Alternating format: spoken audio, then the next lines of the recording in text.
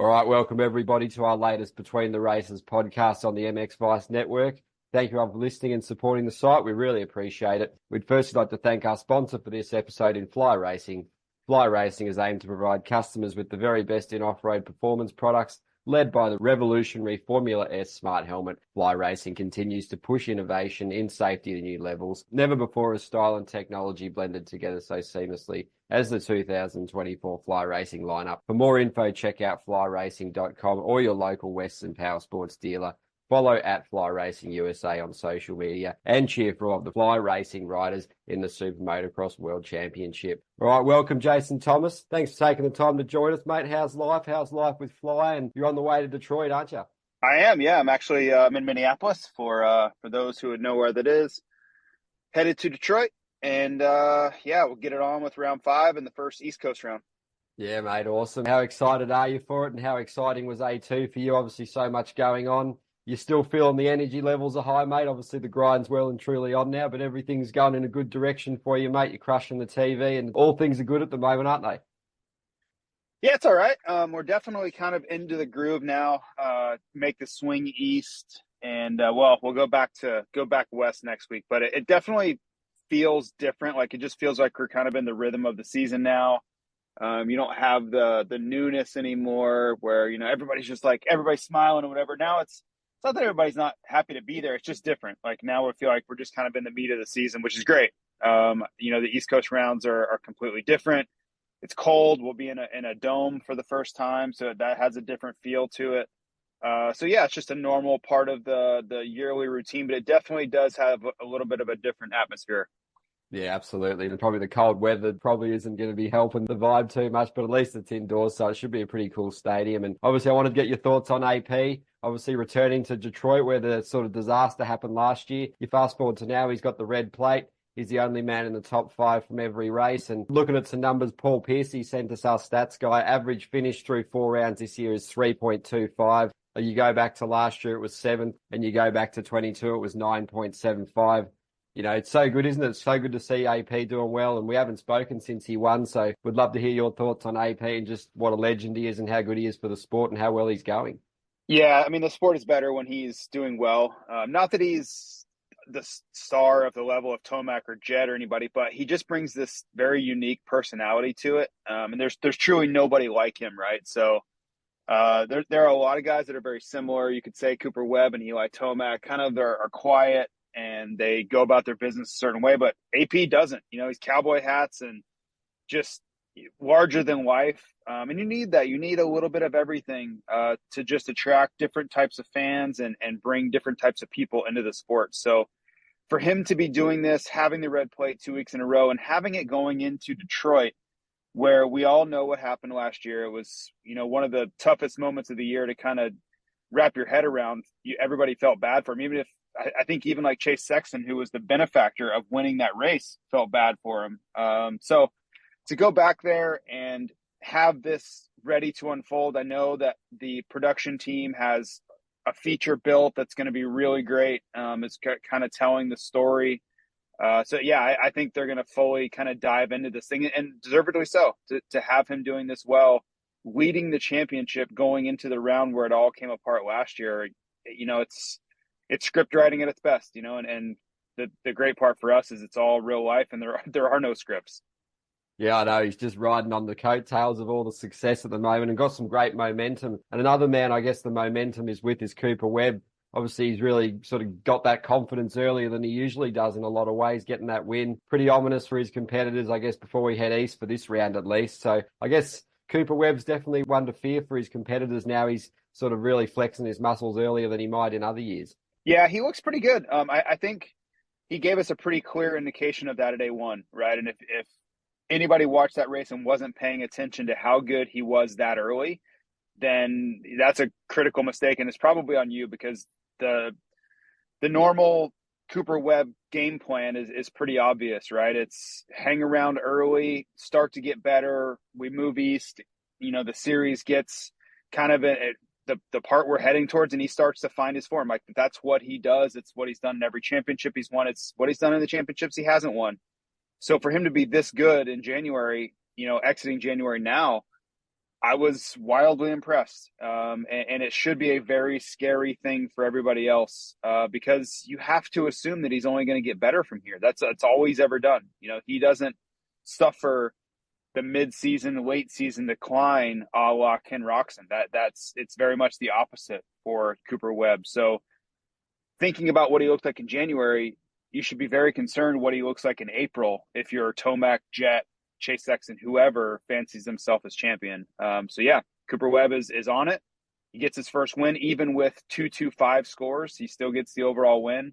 And things have turned around in a big hurry for him. Because let's remember, after round 2 in San Francisco, he was sitting in 8th or 9th in points and 18 points out of the championship. We're all kind of saying like, hey, man, the riding's good, but the points, could get away from you in a hurry here.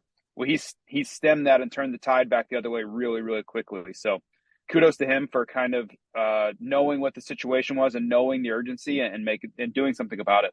Yeah, absolutely. Well said. Would you say the catalyst for that is just a combination of things? Obviously, the fitness, getting more familiar with the bike, because we were talking after Paris Supercross and it was sort of a wildly different situation. Hunter Lawrence was outperforming him. I know it's only an exhibition race, but some of those early indicators still hold a little bit of weight. So just he's really knuckled down since then, hasn't he, mate? And is there any other sort of catalyst you'd point to with Webb's success? Or also when the gate drops, he's just an animal too, isn't he?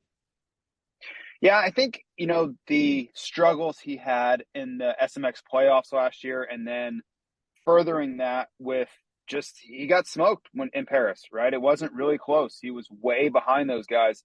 I think both of those events, I know there's 3 playoff rounds, but you couple that dynamic and then the Paris event, I think it was a pretty big wake-up call for him. And he, had those gone well, I don't think there would have been the sense of urgency to get a lot better physically, mentally, and the bike, and the 6 weeks they had before Anaheim won. So as challenging as it probably was and as frustrated as he probably was in those races, I give his success now, I credit those races and the frustration from them because it forced his hand. Like, I'm sure there were some really heavy meetings saying, hey guys, we're nowhere close and we have to figure this out in a big hurry. But they certainly did. And he looks ready to fight for another championship here.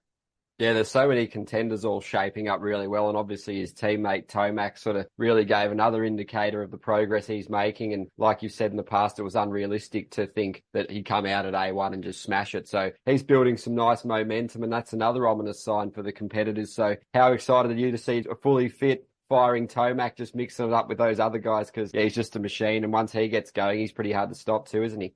Yeah, and it's kind of the same story, for Tomac as it is for Chase Sexton, as it is for Jason Anderson. Like, they're all showing us these flashes of brilliance, right? And you just kind of have to just figure out which one is the real one and how often are they going to be able to bring that form, because Eli didn't do a whole lot, before that race 3. Chase Sexton kind of did everything he was going to do in race 1 and then struggled the rest of the way. And Jason Anderson was incredibly fast, but could really only put it together in race 1. So it was, I guess, race 2, but race 1 was pretty good, I guess, with a second. But it's like that. There's just so much parity. And I don't think that guys are necessarily riding poorly when they don't do well. I just think it is an indicator of the depth of the class. And if you don't do everything right, you don't get the start, you don't stay out of trouble, you have any sort of incident whatsoever, you're going to find yourself in 8th or 9th trying to fight back forward. There's just so many guys that are all in their best form. And that's not even talking about the guys that we didn't expect to really be in the fight, like a Justin Cooper or somebody like that, who's causing these guys and giving them fits to try to get around and get back to the front. Yeah, I know, it's going to be so cool to see. And I guess another subplot that we'll be following is the Jason Anderson, Jet Lawrence, the things that have been going on there. Obviously, Anderson's looking very revitalized, refreshed. Obviously, you mentioned way back at the start when you were interviewing him, those Feld Media days, he's happier on the bike. He's really feeling like he can push and get that flow and ride with that intensity and aggression, the jersey flapping out. Just looks like the Jason of old, and especially the Jason from a couple of years ago. So how excited is seeing him doing what he's capable of, and obviously how Jet reacts is another pretty cool thing to follow, obviously facing that adversity, the fans booing. He's obviously got that animosity towards him, and, there's been so much said in the last week about him, and I guess he'll just be trying to keep his head down, let his racing do all the talking this weekend. Yeah, Jason's an interesting one because when things are right, he can race with anybody. Doesn't matter at all who the who the competition is, what your name is on the back of your jersey, he can go with him. And you look back at 2022, if not for a few mistakes, he could have been champion in 2022 again, which would have been 3 for him. So I think Anderson is he's a special talent. He's just a guy that, he marches to the beat of his own drum, and he it's a guy you don't want trouble with, which unfortunately Jet Lawrence has found. Because some of these guys, like, you don't really want trouble with any of them, but some of them kind of thrive on it. Anderson is one, Barcia is one. They have no problem with going that way, and it almost kind of lights a fire under them, where I think Tomac and these other guys, like, they're trying to avoid that. They don't want to get into a tit for tat. They don't want contact because they know that's not really their game. That's not what they specialize in. And the downsides of it are the penalties are very harsh on the downside of those things. You end up on the ground. Even if you're trying to take the guy out, you can end up crashing with them. We saw that with Jason Anderson and Malcolm Stewart a couple years ago. We've seen that with Jason Anderson and Justin Barcia together. It usually bites you eventually. Maybe you come out on top a few times, but eventually you're going to end up on the ground, and the points lost there are not worth any sort of upside that you would see from it. And I think that's why you've never seen Eli Tomac engage in those tactics, like, ever. Like, he just doesn't do it. And you saw his emotional reaction with Justin Barcia several years ago in Atlanta, where he's just screaming at him because he understands this is not how we go about winning. Like, there's no upside to this. Like, leave me out of this crap. He just doesn't want to do it. That is not how championships are won, in my opinion. So I think Jet wants no part of it either. The question will be, can he avoid it? Because sometimes you don't have to want to be a part of it. You just get sucked into it anyway. So the two main points there, I know Jet doesn't want any part of it. He may not have a choice. And unfortunately for him, Jason Anderson's on his best form. So he's probably going to see him quite a bit in 2024. Yeah, they're all mixing it up. They're battling it up the front. It's, like you said, so much parity. And just a quick update, obviously a lot of fans hearing about the Lawrence brothers, the VIP experience package, which we've spoke of. How's that been received? Obviously a few rounds in now. Truman's doing a great job sort of leading that venture, I guess. And you're a trailblazer in this area with the VIP experiences for the fans. And I guess it's elevating with the Lawrence brothers. And how are the fans enjoying it, and how's the industry sort of responded to it from your end? Yeah, it's cool for me to see where, somebody's kind of really taken this to, I think, the best levels that it can be. To your question on how is the industry and people receiving it, doesn't seem like people are receiving anything with Jet very good at the moment. It's been a little rough for him. I truly do feel bad for him. And let me preface that by saying anyone feeling bad for a 20-year-old multimillionaire probably needs their head examined. But for me, it's more, I don't think he is deserving of some of the criticism he's getting. If you want to say that he's overexposed and he made a bad decision with Anderson and he didn't handle it correctly emotionally, or he should have been, like, I guess, more of an adult about it, sure, okay, fine, that's okay, it's fair criticism.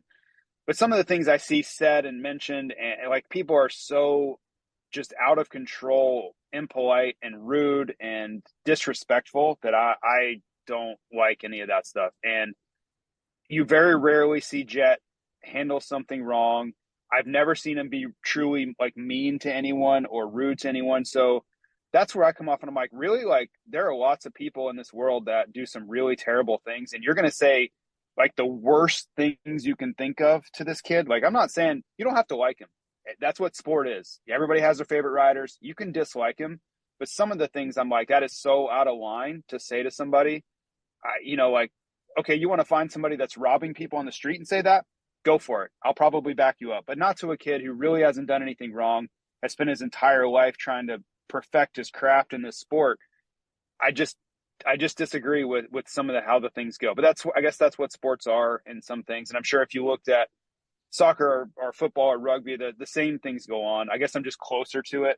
And I know Jet, so I know he doesn't deserve some of these things, but he's going to be fine. I think, and I've told his father and his agent and everybody, I think this is a little bit of a rite of passage to take this level of criticism. You look at Jeremy McGrath, he got a little bit of it, not as much, but Ricky Carmichael certainly did. It just happens. The best guys in any sport. LeBron James gets booed all the time. People hate LeBron for as much as they hate him, or excuse me, as they love him. That's just how things go. And I also kind of, not that I am in a place to give advice, but I also tell him like, hey, if this was a lesser known rider, even a factory rider, but not on the superstar level of Jet, nobody would really care. Like, let this be an indicator to you of where Jet is in the sport and what he means to the sport, because it has drawn such a big response from riders, fans, the industry, everybody. It just proves again what Jet means and who he is and probably where he's going in his career. So it's kind of just one of those things where get some good results, stay out of trouble. You know, there are just as many people, or a lot more probably, that love him than are angry about this stuff. And usually the people that are cheering you on are the loudest voices, and they typically win out. Yeah, that's a really good perspective on the situation. And like you said, he'll just look to get a good start like he usually does. Haven't been with him of late, but it must be pretty interesting under that HRC awning. Obviously, Shimoda's underperforming at the moment, and, you know, those expectations aren't going well. And Hunter, he's obviously, you know, had his issues as well to start the season. He's a guy that cops a lot of criticism too. A lot of the fans don't like, you know, sometimes the way he comes across with that sort of more edgier personality, more blunt, more honest, which I personally, obviously, I'm an Aussie. We kind of like that. You know how it is, mate. Yeah, yeah. A lot of guys Right. sort of, it doesn't rub people up the right way, but he's a super nice bloke and all that too. It's just he's got that little bit more competitive nature, whereas Jet's a bit more sort of joking and laughing. But how are they dealing with it all under there with Lars and obviously the PR and the individual riders, PR, the team PR? There must be a lot going on for them, mate. Sort of a lot of noise outside of the racing as well as on the track. Yeah, I think, you know, Hunter has a lot more perspective than Jet. You know, I always joke that Jet's kind of 14 going on 20, where, you know, Hunter is, I guess, 30 going on 24. You know, it's just very different. Like, they're opposite ends of the spectrum. And I think that comes from the challenges they faced at young ages. And Hunter was expected to kind of lead the family and be that person, the provider. And Jet was just kind of along for the ride. So there's a lot of psychological aspects at play there that I think really show up in their personalities. But I also think they understand, like, if you're going to be in the public eye, you're going to be, you know, do the VIP programs and drive fancy cars. Like, for instance, you know, Jet had a Ferrari and Hunter had a Porsche at A2, right? If you're going to do those things, you have to be prepared for some backlash. They're going to be people that don't like that. And if you can't handle their criticism, then maybe don't do those things. Don't lean into the fame. Don't lean into the promotional side of it, which I think Hunter gets it. I think he's just like, yeah, we're going to do it anyway. So give us your worst and we're here for it. Like, you know, we're going to do our thing. We know who we are, right? That's what I would hear Hunter saying is, we know who we are. We don't really care who you think we are. And we're going to go about our business the same way we've always gone about it. So it's a different thing. You could also say Hunter is nowhere near as much in the spotlight as Jet is. He doesn't take as much of the blame, and he doesn't get as much as the praise. You know, that swings both directions. So their experience is probably a little bit different. But yeah, I think if you ask Jet when he's 24, 25, how this is going, he would have a very different response, and he would be much more emotionally equipped to handle the things he's gone through this year so far.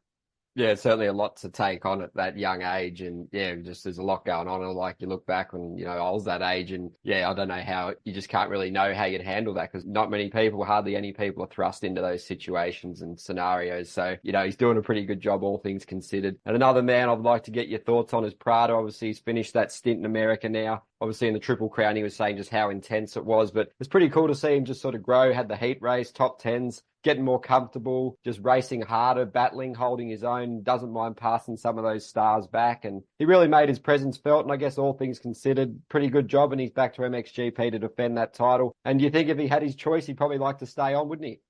Yeah, I thought he did a good job. You know, it's kind of what I expected. Learn, get your feet wet. You know, I don't think it was a fair ask for him to jump in and get podiums, especially when you look at the depth of this year.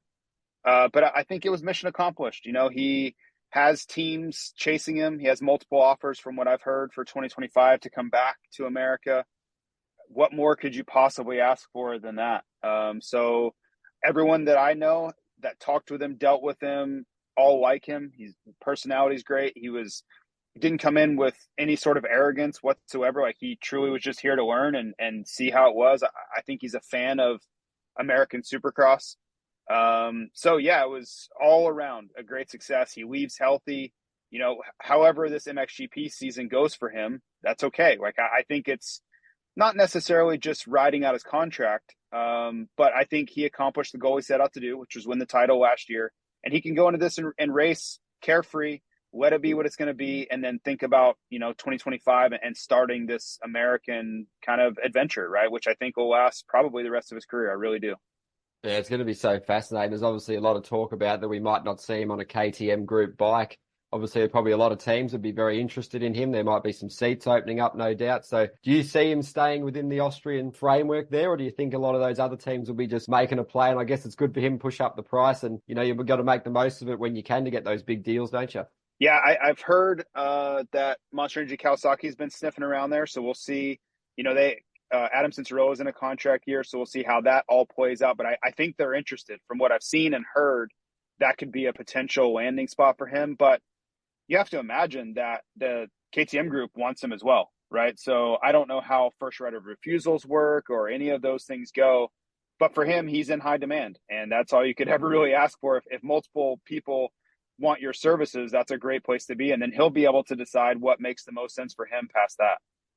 Yeah, it's going to be a pretty cool one to watch play out, and those talks will be sort of ramping up very soon. And obviously, we probably won't know the results of them until a little bit down the line, but it'll be a good story to follow. And obviously, would love to get your thoughts on the 250 East. Obviously, so much chat about Deegan, the injury, and I guess for him, the aim will just be getting through. And I guess you see about the Lawrence having a lot of fanfare. I guess it's just next level with Deegan, isn't it, mate? Obviously, being American, he sort of stoked a little bit that us versus them at Washougal last year. So you're looking forward to the Deegan train to roll in, mate? Yeah, I think it'll be interesting. I believe he was hurt far more than he's letting on. His press conference, he basically said that he had a sprained wrist and he missed around a week of riding.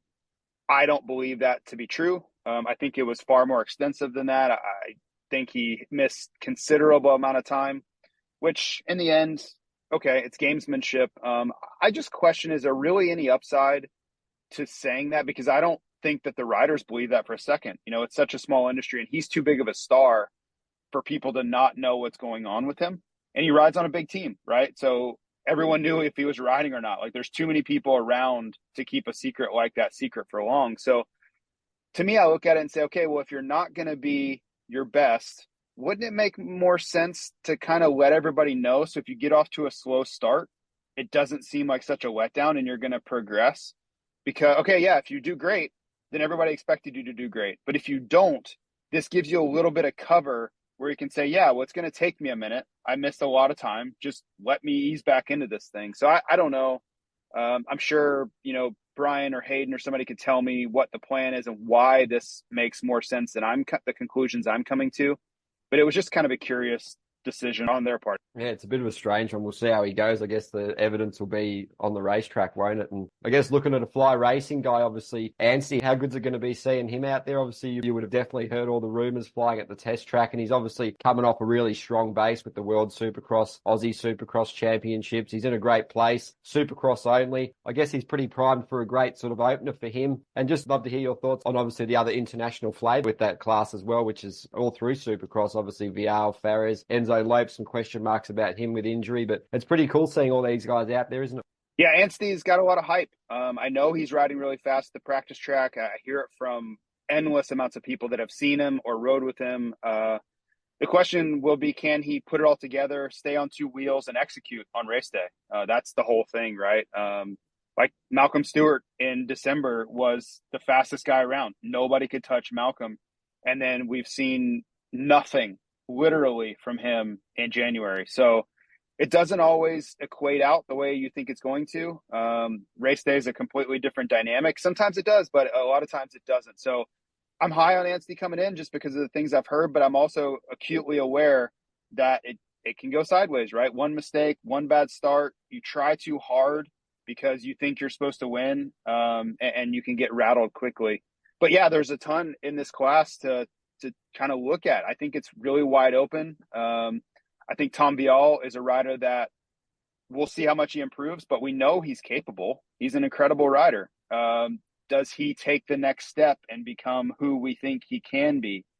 Does Cameron McAdoo make good on all the promise he's shown? Like, he was that guy for the last few years, right? You look at, if you take Jet Lawrence out of last year and you take RJ Hampshire out of last year's West Coast, McAdoo was the guy, right? So he's got to have that in the back of his mind. Like, on paper, I should be winning this East Coast Series thing, especially if I've got a wounded Hayden Deegan coming in.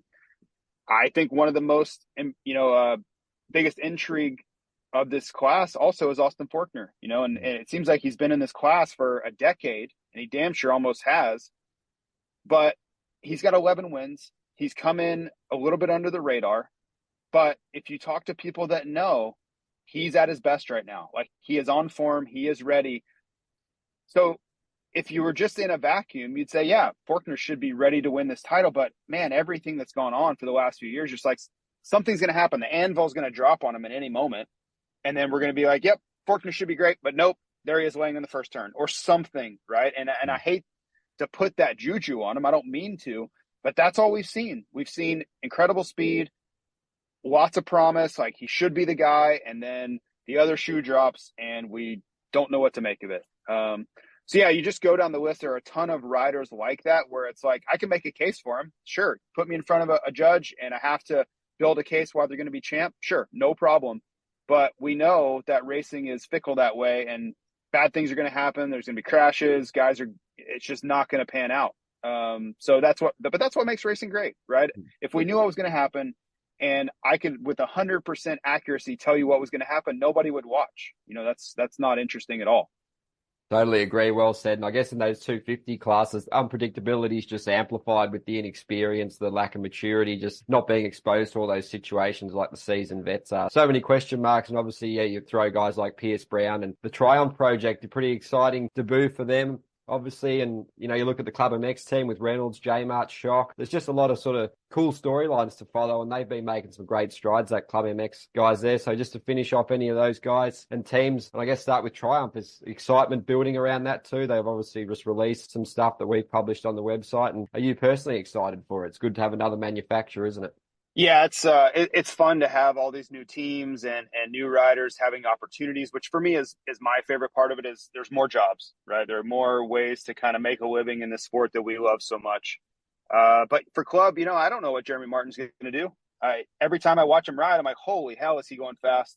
But then I see him at the races, and it's sometimes good, sometimes bad, sometimes upside down. I don't know if that's ever going to change, right? We've seen it for so long and so many times in a row. Why would I think that's going to be any different?